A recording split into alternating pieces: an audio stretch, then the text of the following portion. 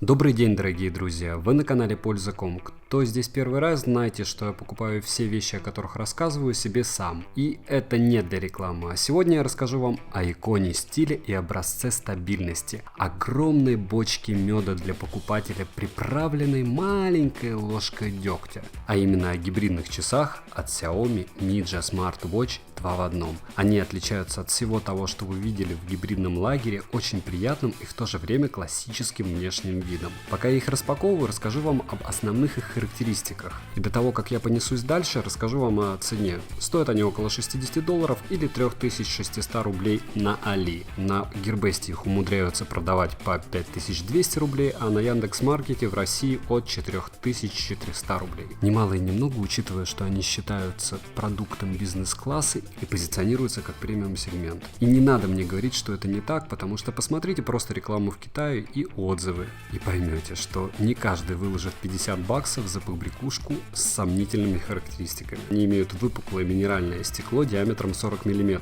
которое само по себе стоит немало и как минимум в 3 раза дороже сапфирового.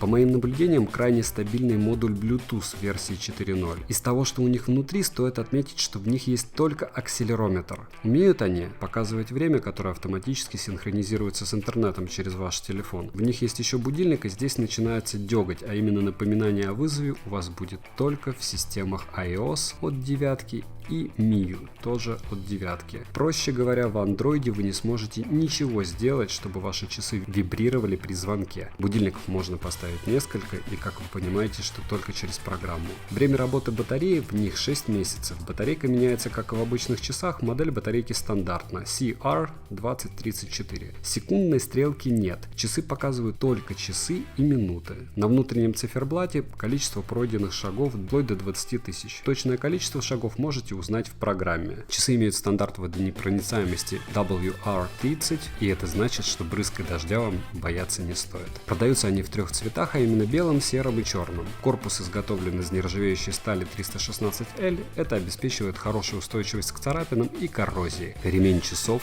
из итальянской восковой кожи, крайне мягкий и приятный на ощупь. В ремешке используется быстросъемный механизм, который позволяет снимать его одним нажатием. В магазинах ошибочно пишут, что часы работают через программу Mi Fit, но это не так. Они работают только с программой Mi Home. И здесь и начинается самая полезная часть моего рассказа, а именно 10 вещей, почему я их стал ненавидеть. И заодно настройка программы. Без пунктов. Для начала мы скачиваем программу Mi Home. Почему, не спрашивайте, но только при помощи ее мы можем связаться с вашими часами. Как я уже сказал ранее, никаких вам мифитов. Дальше мы с чувством исполненного долга обнаруживаем, что эти часы могут быть обнаружены только при указании локации материковой Тай. Как вы понимаете, все это методом тыка. Локации-то не одна и не две. И нет, это еще не конец банкета. После того, как мы, используя iPhone, соединились с нашими любимыми часиками, мы обнаруживаем, что половина информации здесь исключительно на китайском языке. Ладно, посмотрим, что есть. Оказывается, что калибровка у них как у Lenovo. Все просто, для калибровки времени достаточно указать время, которое показывают сами часы. И вот у вас время китайской столицы. Не понимаете? Правильно, вы не поменяли у часов локацию. То есть в программе мы указываем локацию материковый Китай, часы воспринимают как будто мы в Китае. И, кстати, до всех этих манипуляций не забудьте их обновить. Окей, обновили. Пытаемся обновить локацию. Путем перевода через Google переводчик выяснил, что это 4-я надпись над английской буквой N. Наше родное московское декретное время. И здесь магия. То ли сани не едут, то ли я недалекий. Но у меня программа напрочь отказалась признавать дополнительные города. И возможно это просто мое невезение, но к 2 часам ночи я решил перепривязать часы к своему андроиду. И о магия!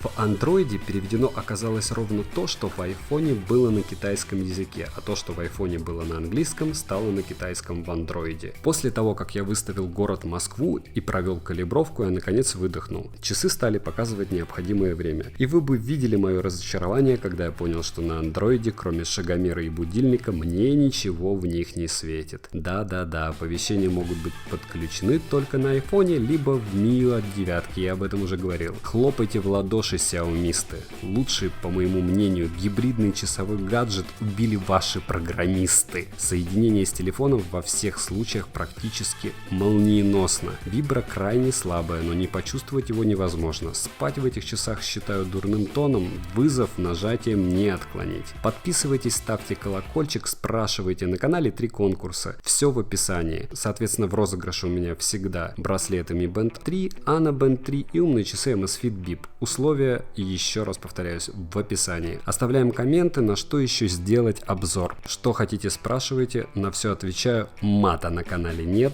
Хотите писать мат, пишите мне в ВК или Facebook. Добавляйтесь туда в группы и пишите, что хотите. Планирую выгрузить руководство, как подобрать и купить обувь для бега. Это, скорее всего, будет мое следующее видео. Пилю его уже 3 недели. Минимум раз в неделю выгружаю один обзор. Обычно чаще. Отвечу всем. Подписывайтесь и удачи вам, дорогие друзья. Рекомендую Midja Smart Watch. Мне они безумно понравились. Ваша польза.com.